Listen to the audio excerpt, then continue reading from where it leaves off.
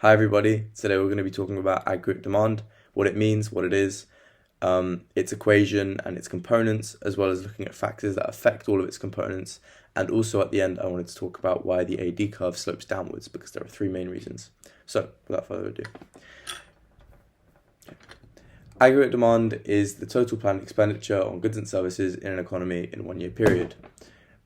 Its components are consumption, investment, government spending, and net exports.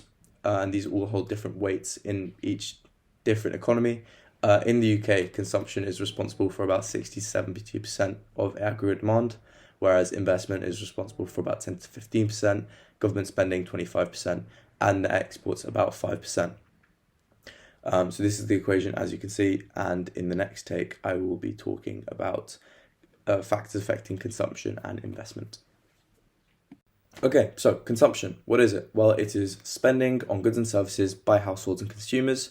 And as I said before, it's responsible for 60 to 70% of the economy or of aggregate demand in the UK. Factors affecting it are income, and this makes sense. For example, if I have a higher income, I'm much more likely to go out and spend my money. I have more disposable income, so it makes sense.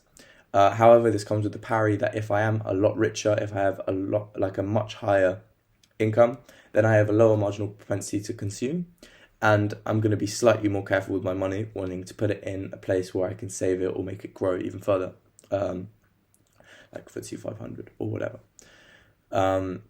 Whenever I do use income as a way to explain what happens to consumption, I do normally say that increased income does come with increased consumption though. Next, we have consumer confidence. And this also makes sense if you think about it. For example, if I have a really secure job, or if I'm really confident in the state of the economy, say that it's doing really well, I'm much more likely and much more encouraged to go out and spend my money. This is because I know I'll be making more in the future. For example, if I was extremely worried I was going to get fired next week, I'd be trying to save as much money as I can and take as many precautions as I can to ensure I'd be safe in the long run. But if I knew I had a job for the next 10 years, I wouldn't be as worried and I could go out and spend my money. Interest rates is also a massive factor, and there are three reasons why it affects consumption. The first being that it makes it much more attractive to save your money if interest rates are raised. And this is because you have a higher rate of return on the money you put into the bank. The second reason being that it makes it harder or more expensive to take out a loan from the bank. And this is because you have to pay back a higher amount, obviously. And the last one being that there are higher mortgage interest rate repayments. So you have to pay more on your mortgage for your house, and therefore have less disposable income to go out and spend. Now, the housing market is also a big factor affecting consumption, and there are two main reasons why.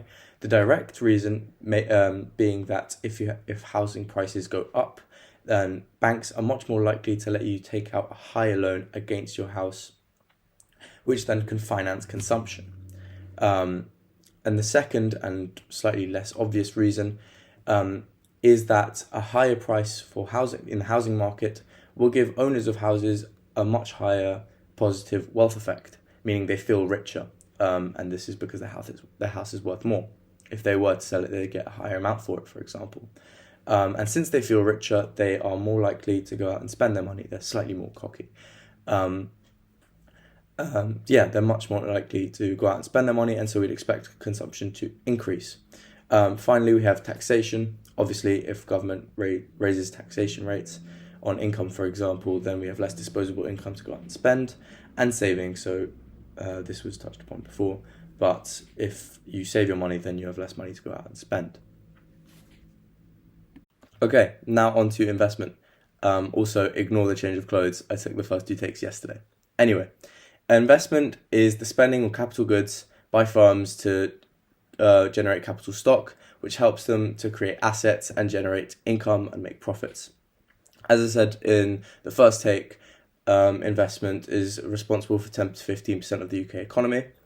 And now on to the factors affecting it. So firstly, interest rates. Obviously, a higher interest rate will mean that it's harder for a firm to take out a loan from the bank, and therefore they're less likely to invest on capital goods. Also, firms compare the marginal efficiency of capital to the interest rate.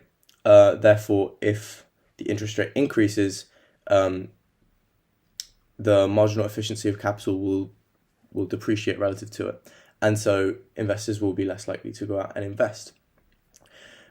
We also have future sales, which is a key factor for investment, and essentially, the idea makes sense that when firms think that in the future they're going to be making more sales, more profit, they're more likely to go out and invest on technology, for example, to increase the profits that they'll make in the future. And future sales can come from anything such as an upturn in the economy, a loosening on restrictions and regulations by the government, such as decreasing corporation tax, for example, anything like that. Also, credit is massively important when looking at investment, which is the likelihood or the ease with which firms can take out a loan from banks. If it's really hard, obviously it's going to be much harder to finance investment. Also looking at the accelerator effect, which is sort of closely tied in to animal spirits, which I mentioned in the previous take, where firms will be much more likely to invest if they see an upturn in the economy. Much like animal spirits, in investment, economic decisions can be made by emotional means, and so seeing an upturn in the economy will spark confidence in investors and encourage it. Now, looking at demands for exports, so if a particular firm makes cars, for example, and the market for cars massively increases, then obviously, they'll want to invest to maximize the profits that they can then make. Also, another factor is looking at population growth. So, for example, if we see massive migration into the UK, the market for all products, for all goods and services, will increase massively. And so companies will want to maximize the profits that they can make and invest into better technology to make better quality of goods and services. This will also make consumers more likely to buy their product than others. And finally, innovation and technological progress. If another firm starts using a much more efficient factor of production, then obviously the first firm will want to invest to match them. Otherwise, they'll lose their competitivity relative to them. So yeah, that's investment. And in the next take, we will be looking at government spending and net exports. Moving on to looking at government spending, which is pretty self-explanatory. It's spending by the government on the economy. However, it's important to note that government spending only includes spending that directly affects the economy, such as spending on healthcare and education, but not on things like benefits for the unemployed. Government spending has many things built into it, such as automatic stabilizers, which are mechanisms that are automatic. They're built into the government and they require no sort of tampering with, that help to stabilize the economy in booms or busts. Say, for example, that the economy is doing really well. The government is going to have to supply less benefits to the unemployed because there are going to be less unemployed people. And we'll also receive more revenue from taxation. So yeah, there's really not much to know about government spending apart from that. Please feel free to let me know about anything in the comments. But yeah. Actually, last thing on government spending, I thought it would be important to look over a couple of definitions. So national debt, which is the accumulation of a budget deficit over time, and looking at budget deficit, which is essentially just comparing the size of government spending compared to the size of tax revenue. And this is important also when looking at the circular flow of income, as obviously government revenue versus tax, government spending versus tax revenue would affect whether there is an overall injection or withdrawal into the circular flow of income. But yeah, now on to net exports. Looking at the last component of aggregate demand, net exports, which is exports minus imports, where exports are selling goods and services abroad and having money flow into the economy, and imports are buying goods from abroad and having money flow out of the economy, as you know, they're selling it to you. There are four main factors that affect net exports, which I'm going to be mentioning on this YouTube video. If there are any more you'd like to mention, please mention in the comments below. It would be much appreciated. But we're going to start off with slightly easier ones. The first one being non-price factors. So obviously, if abroad, for example, we'll do an example that in the UK we have Ford, fine, but abroad we'll have a much higher quality car. Say it's for the same price and it's a very close substitute. We're much more likely to import that good than if that wasn't the case, than if the quality abroad was much lower than in the UK. So quality of product is massively important when looking at net exports.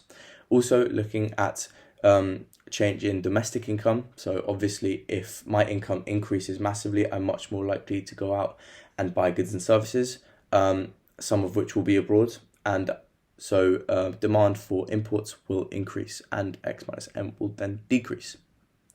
Also, looking at degrees of protectionism is massively important. For example, if the UK has massive regulations, massive tariffs on imports, there are going to be two effects, one in the short run and one in the long run. The short one being that net exports will actually improve, obviously because we're able to import less, and exports will stay the same. However, if we import less, X minus M will improve. The long run effect being that we'll get retaliation from the countries we placed the regulations against. So they might place regulations of their own, which means it makes it harder for us to export our goods. And also that firms will receive less competition if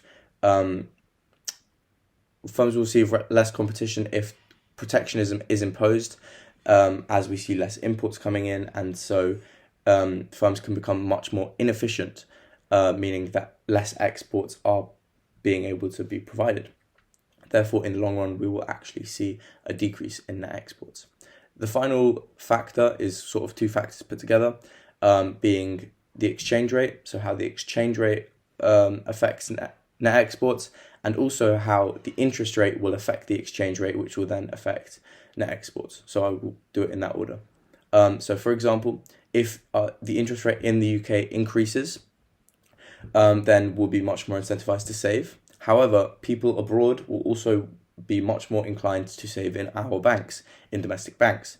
However, to do this, you need to convert your currency, so the yen, for example, or the euro, into British pounds. And so demand for our currency will massively increase and will create massive appreciation for the pound. And so the exchange rate will increase. Now, this has two factors, one in the short run and one in the long run.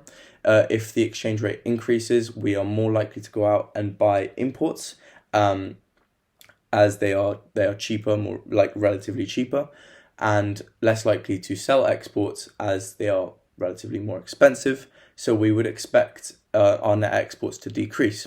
However, that was in the long run. However, in the short run, we actually see that exports and imports are quite price inelastic, and so we wouldn't actually see much of a change.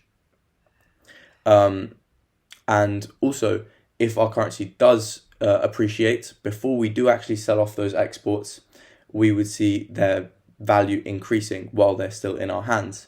And so the value of our exports would increase and the value of the imports abroad would decrease. And so we might actually see an increase in net exports in the very short run. So yeah, that's net exports. And now in the next take, I will be looking at why the AD curve slopes downwards. There are three main reasons. So yeah. This is the aggregate demand curve. As you can see, it slopes downwards. On the y-axis, we have price level, and on the x-axis, we have national output, or GDP, or real GDP, which is denoted by P and by Y. And just a general note, whenever we are labeling curves, we always label on the right of the curve. So as you can see, AD is on the right. There are three reasons why it slopes downwards: the net exports effect, the real wealth effect, and the interest rates effect. So firstly, what is the net exports effect? So we can imagine that as the prices decrease for goods and services in our economy, for example, there will be a massive increase in demand for our exports abroad, as it's now relatively cheaper. We have higher international competitivity, and so our net exports will increase. This is a factor of aggregate demand, And so with an increase in the exports, we will see an increase in aggregate demand. So as the price level decreases, aggregate demand increases. We also have the real wealth effect, which states that as price level of goods and services decreases, while we still have the same income, for example, we're going to feel much richer in our economy. And so we're going to go out and spend more. We can expect consumption to increase, which is a massive factor, or at least in the UK economy, a massive factor of aggregate demand. So we can expect that as prices decrease, aggregate demand increases massively. And finally, the interest rates effect, which is when price level increases massively, and this can be due to inflation. We can expect interest rates to increase, or the central bank to set higher interest rates. And as we covered a couple of takes ago, we know that higher interest rates will encourage saving, and so we can expect less investment and less consumption. And so we can expect that as the price level increases, aggregate demand will decrease. So yeah, those are the three reasons why the aggregate demand curve slopes downwards. I'm going to set this to the side now. So yeah, that's my second video. I really hope you guys enjoyed. Again, if you have any questions or any corrections to make, please let me know. It's massively helpful, and thank you for the positive support on the first video. But yeah, thanks guys. I'll see you in the next video, which I think is going to be on aggregate supply. Stay tuned.